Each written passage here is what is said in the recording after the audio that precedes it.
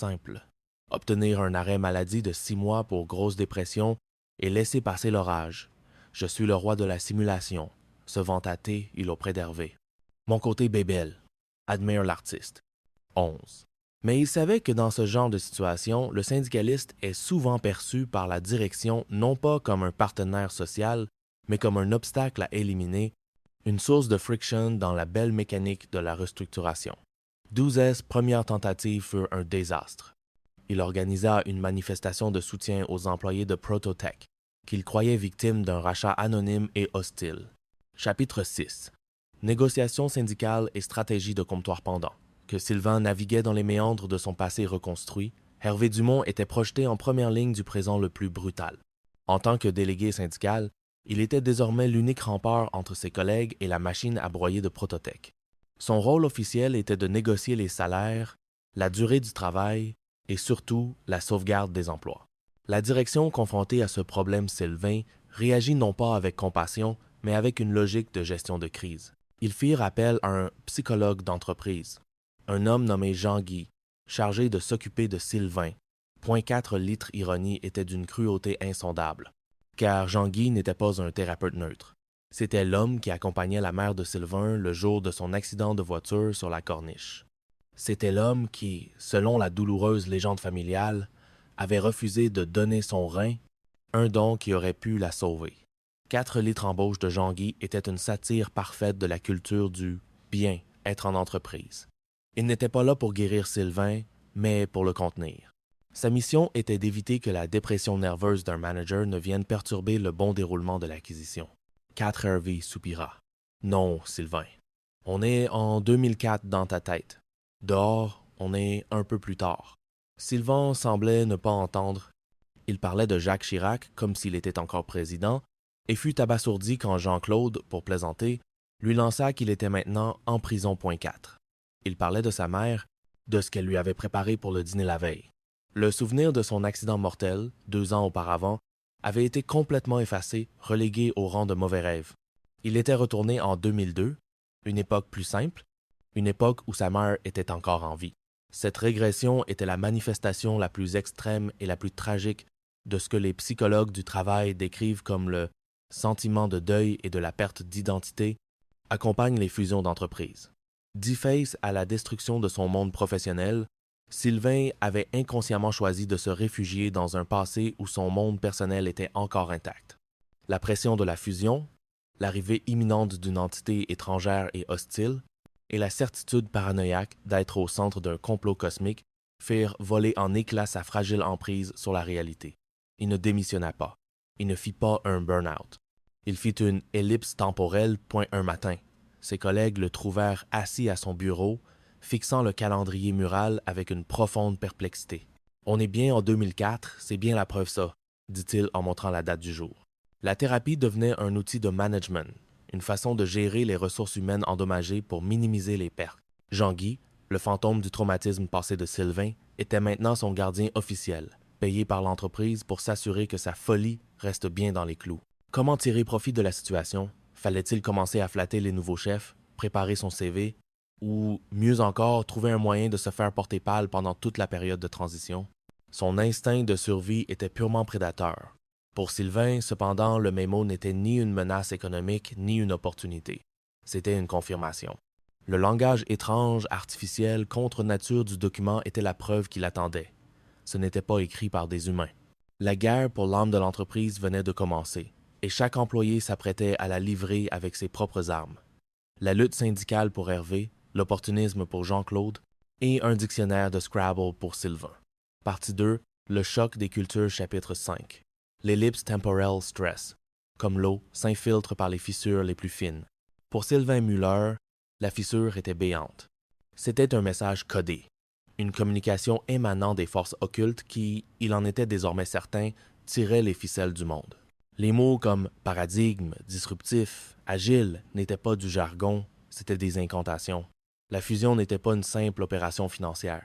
C'était le début de l'invasion. Le mémo fut le catalyseur qui fit basculer son excentricité en véritable psychose.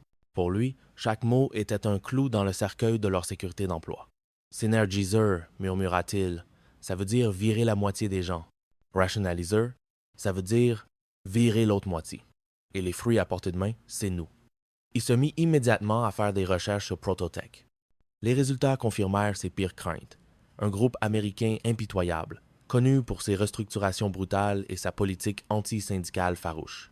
4 la charge de l'anxiété collective de ses collègues venait de s'abattre sur ses épaules. Jean-Claude, lui, ne voyait pas la menace collective, seulement l'opportunité ou le risque individuel. Son cerveau de VRP scannait le document à la recherche d'un angle. Ce n'était pas un échec de communication, c'était une réussite totale d'obfuscation. Le langage utilisé était une arme de contrôle. En employant des termes que les employés ne pouvaient pas pleinement comprendre, la direction créait un déséquilibre informationnel, nourrissait l'incertitude et empêchait toute forme de résistance organisée. C'était une déclaration de guerre et les réactions furent à la mesure de l'attaque.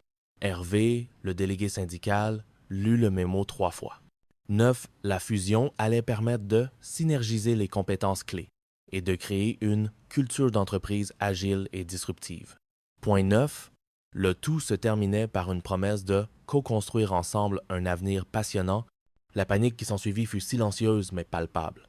La mauvaise communication, voire l'absence de communication claire, est l'une des principales sources de stress lors d'une fusion-acquisition. Dit, ce mémo en était l'incarnation parfaite. Le texte était un chef-d'œuvre de jargon d'entreprise, une soupe indigeste de mots à la mode conçue non pas pour informer, mais pour désorienter et paralyser. 6.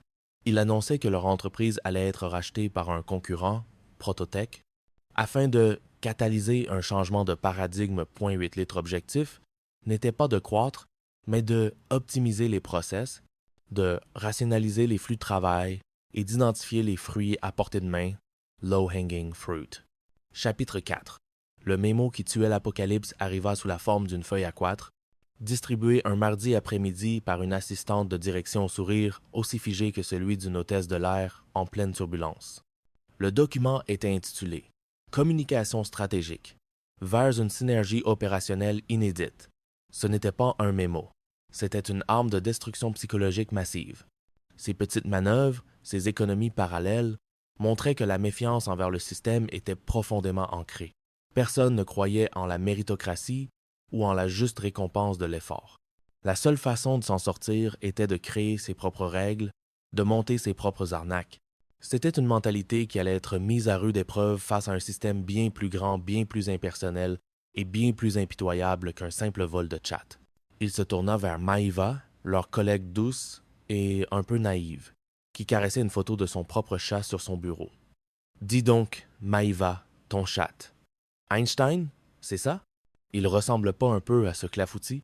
Mais c'est son frère, s'exclama Maïva. Ils étaient de la même portée. On dirait des jumeaux. » Point 4. Le plan de Jean-Claude était d'une simplicité diabolique. Étape 1. Imprinter Einstein à Maïva. Étape 2.